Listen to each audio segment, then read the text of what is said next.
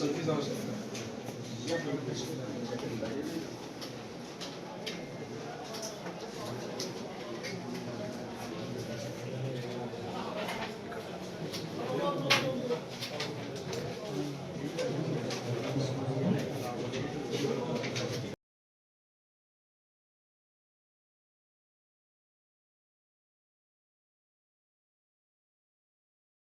पंचायत समितीचे 2 एक पारगाव गणामध्ये सुनंदा ढोबळे आणि जारकरवाडी गणामध्ये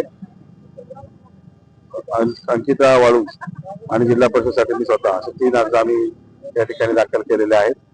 अतिशय उत्साहाच्या वातावरणामध्ये काल दुपारी आजची वेळ ठरल्या की दाखल करायची ठरल्याच्या नंतर सर्व कार्यकर्त्यांनी शुभेच्छा देण्यासाठी मोठ्या प्रमाणामध्ये गर्दी केली होती.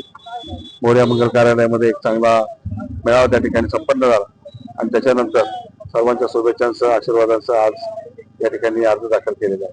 तुम्ही मतदारसंघाचा दौराही केला, विधानसभेनंतर तुम्ही वारंवार भेटी देत आहेत, तर लोकांशी बोलणं होतंय तुमचं, तर लोकांचं म्हणणं काय ते प्रतिसाद कसा येतो तुमच्या उमेदवारांबाबत?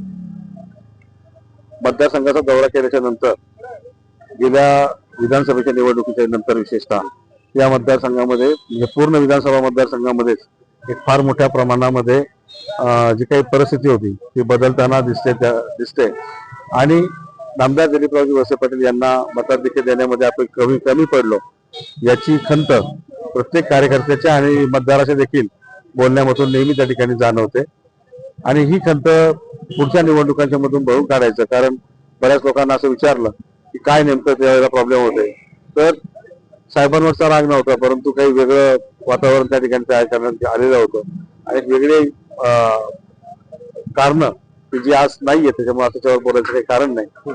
तशा पद्धतीने एक वातावरण तयार करण्यात आलेलं होतं त्याचा फटका मताधिक्याला त्या ठिकाणी बसला. परंतु ही खंत प्रत्येक कार्यकर्ता आणि मतदार आज त्या ठिकाणी बोलून दाखवतोय आणि पुढच्या निवडणुकीमध्ये त्याची भरपाई करण्याची खूणगाठ देखील मतदारांनी मनाशी बांधलेली आहे. विधानसभेला विरोधी गटात असणारे अनेक कार्यकर्ते आज तुमच्या नावाच्या घोषणा देताना मेळाव्यात दिसले, ही जादू कशी काय केली?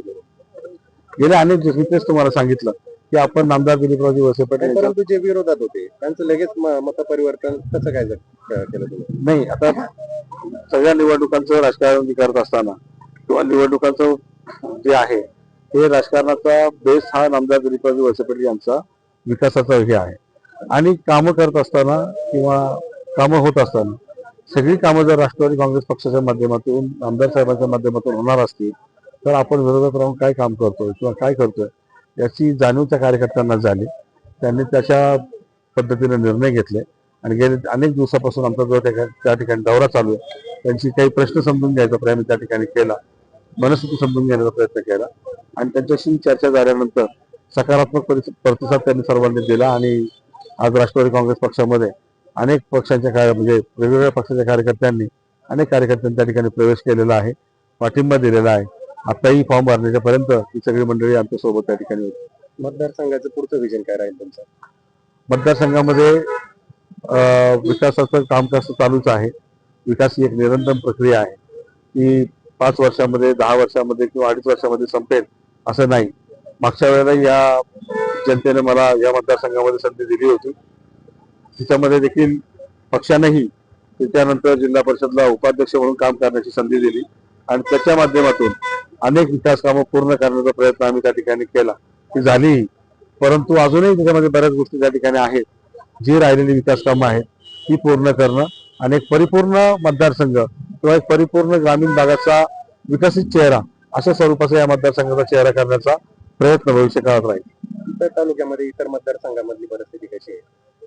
इतर तालुक्यातल्या गोष्टी मला माहिती नाही, परंतु तालुक्यातल्या इतर मतदारसंघात देखील मी मागाशी जी तुम्हाला विधानसभेच्या आताची तुलना परिस्थितीची सांगितली ही परिस्थिती संपूर्ण विधानसभा मतदारसंघामध्ये आहे, ज्याचा परिणाम या निवडणुकीत तुम्हाला त्या ठिकाणी. राष्ट्रवादी काँग्रेस विरुद्ध शिंदेची शिवसेना, उद्धव ठाकरेंची शिवसेना आणि पवार साहेबांचा राष्ट्रवादी काँग्रेस पक्ष अशी अनोखी युती तालुक्यात घडते, त्याचा काही परिणाम होईल का मतदारावर? मी मगाशी पण आपल्या सर्वांशी बोलताना तेच त्या ठिकाणी सांगितलं की कुठल्याही प्रकारचं तत्व, निष्ठा, विचारधारा हे न पाहता फक्त दिलीप वळसे पाटील साहेब यांना टार्गेट करून त्यांना घेरण्याचा प्रयत्न करण्याचं काम हे सगळे विरोधक मंडळी त्या ठिकाणी करतायत, परंतु त्यात ते यशस्वी होणार नाहीत.